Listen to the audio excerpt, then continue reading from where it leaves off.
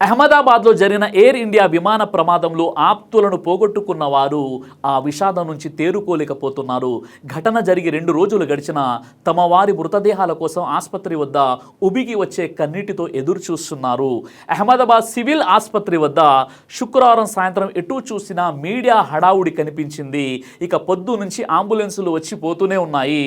Post mortem room ఎదురుగా ఓ steel రాడ్డుపై కూర్చొని ఉన్నారు గుజరాత్కు చెందిన అనిల్ పటేల్. ఉబికి వస్తున్న కన్నీళ్లను దిగమింగుతూ మీడియా ప్రతినిధులు ప్రశ్నలకు జవాబిస్తూ భారమైన హృదయంతో కనిపిస్తున్నారు ఆయన.